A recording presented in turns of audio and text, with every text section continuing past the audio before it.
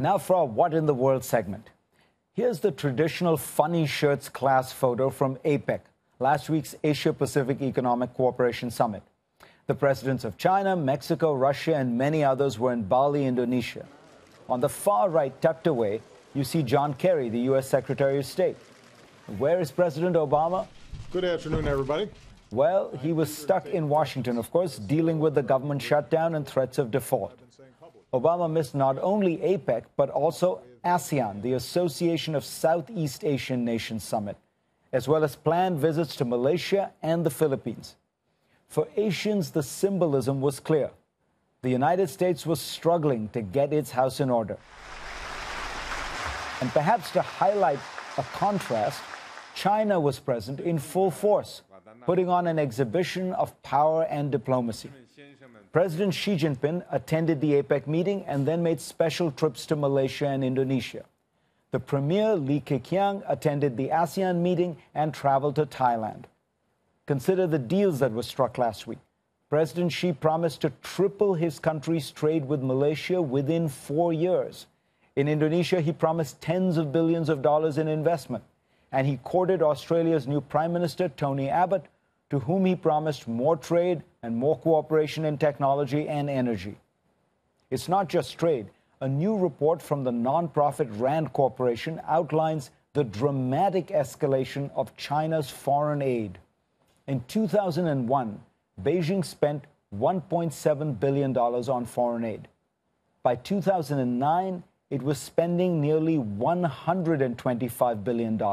In 2010, the figure rose to $169 billion. By 2011, it reached $189 billion, about 3% of China's GDP, and it is still going up.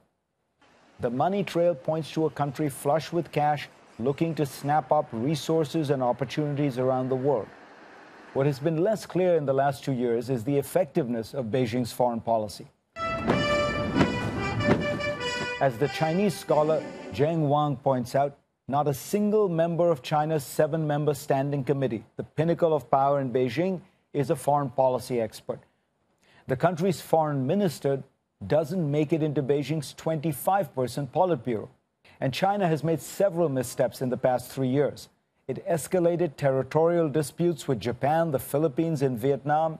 It was seen as a bully, flexing its muscles with its neighbors. These signals, mostly rhetoric, were a contradiction not only of China's stated policy of a peaceful rise, but also of its actual track record. Remember, China has not actually been involved in a single war since 1979, when it had a skirmish with Vietnam. But the moves worried its neighbors enough that they publicly asked for greater American involvement in Asia. This past week, China's leaders were at pains to display a softer face. They described China as a gentle giant, not an aggressor. Meanwhile, they put the focus back on the economy and building business ties with their Asian neighbors.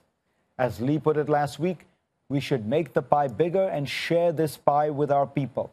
It's a smart win-win move. China's neighbors may worry about a big, powerful giant, but they still want to trade with it. President Obama's pivot to Asia has been one of his wisest foreign policy moves, well conceived and well executed. But it too has now been weakened, one more consequence of the vicious partisanship in Washington. So you see a China that learns from its mistakes, smartens up, and moves ahead. Washington, on the other hand, keeps returning to deadlock, repeats its most stupid moves, and continues to govern from crisis to crisis. It is a sad contrast that Asia and the world can see.